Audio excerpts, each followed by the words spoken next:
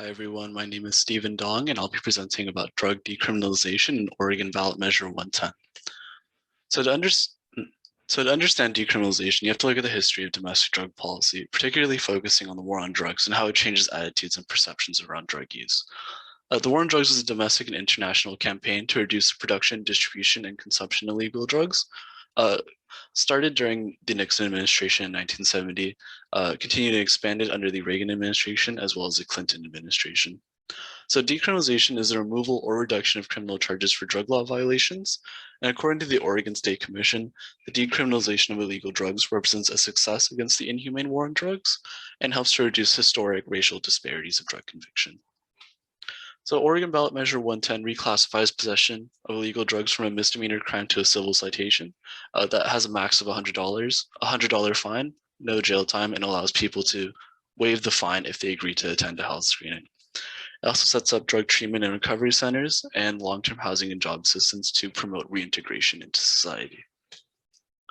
So racial and ethnic disparities in drug conviction. A study conducted by Human Rights Watch found that from 1990 to 2000, drug offenses accounted for a 27% increase in the African-American state prison population.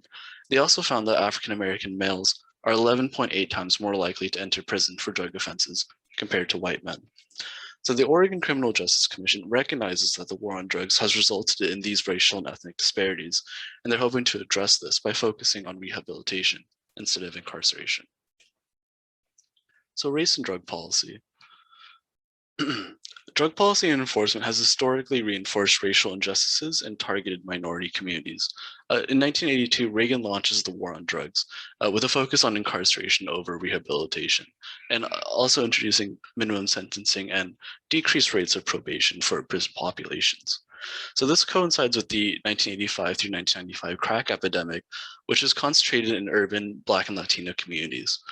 And this creates kind of a media hysteria between urban and suburban and rural communities, resulting in public support for laws against crack cocaine. And this results in the Anti-Drug Abuse Act of 1986, which increases the number of drugs to minimum sentencing and includes the 100-to-1 disparity, where 100 grams of crack cocaine, or 1 gram of crack cocaine, is equivalent to 100 grams of cocaine.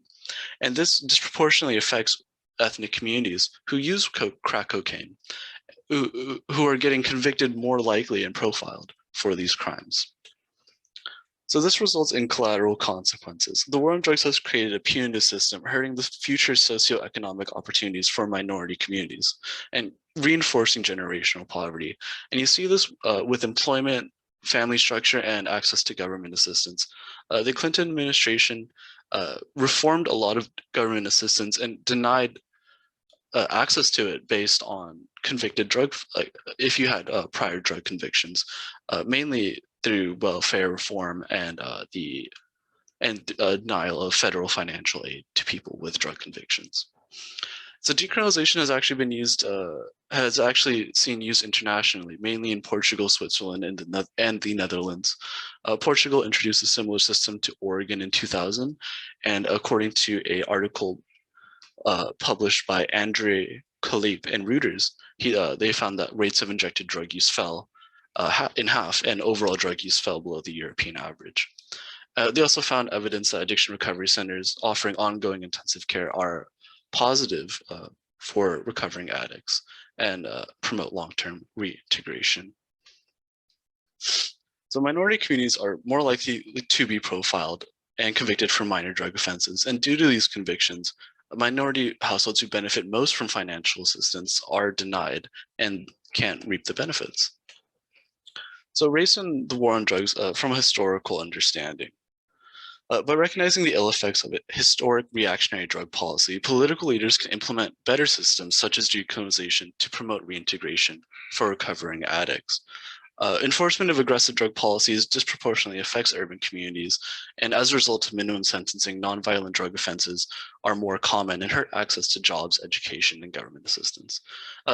Decriminalization also helps to remove the stigma addicts face from receiving treatment and support, and they kind of increase the awareness for rehabilitation programs.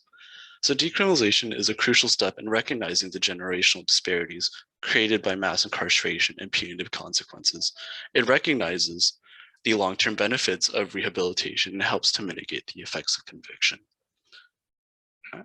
Thank you. That was my presentation.